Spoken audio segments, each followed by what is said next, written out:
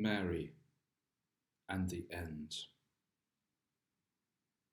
Meanwhile, standing near the cross of Jesus were his mother and his mother's sister Mary, the wife of Clopas, and Mary Magdalene. When Jesus saw his mother and the disciple whom he loved standing beside her, he said to his mother, "Woman, here is your son." Then he said to this disciple, "Here is your mother." And from that hour, the disciple took her into his own home. A meditation from Eggs and Ashes. She was going to be there at his end. She who had been there with God at his beginning. She was his mother. She had fed him and cradled him and watched over his growing. Whatever he had said and done, he was still her son, and she would not desert him now.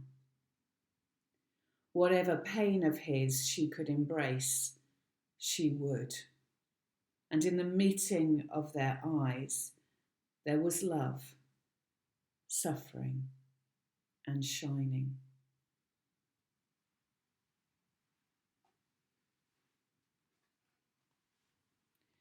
After this, when Jesus knew that all was now finished, he said, in order to fulfill the scripture, "I am thirsty."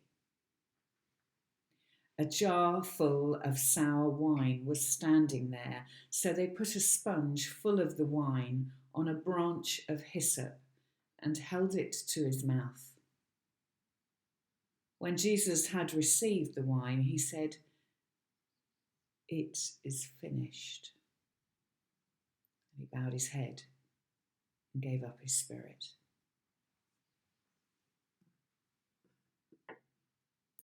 I'm going to read a short reflection by Nick Fawcett called Imagine. Imagine you are one of those in the crowd that has followed the path of Jesus to the place called Golgotha. You have watched thus far in horror, but now you close your eyes, unable to look any more at the scenes unfolding before you. Yet you cannot block out the sounds of what is happening, sounds which are equally, if not more, dreadful. The ringing of the hammer as it drives the nails mercilessly through the flesh of Jesus. The involuntary gasps of agony as the cross is lifted up and those skewered hands and feet begin to tear under his weight. The raucous jeers of the crowd as they gather round to gloat, mingled with the sobs of women close by, their hearts close to breaking. Surely it will be over soon. Nothing can be worse than this. And then it comes. The most terrible, haunting sound of all. A cry of such torment, such desolation, that your blood runs cold. My God, why have you forsaken me? And suddenly you realize for the first time just how much this man dying before you has gone through, the full extent of his suffering, the wonder of his sacrifice. Today, as best we may, we stand by that cross once again. We listen, we watch, we marvel.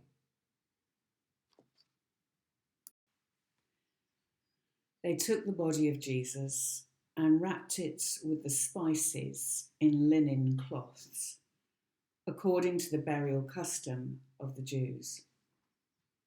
Now there was a garden in the place where he was crucified, and in the garden there was a new tomb in which no one had ever been laid. And so, because it was the Jewish day of preparation and the tomb was nearby, they laid Jesus there.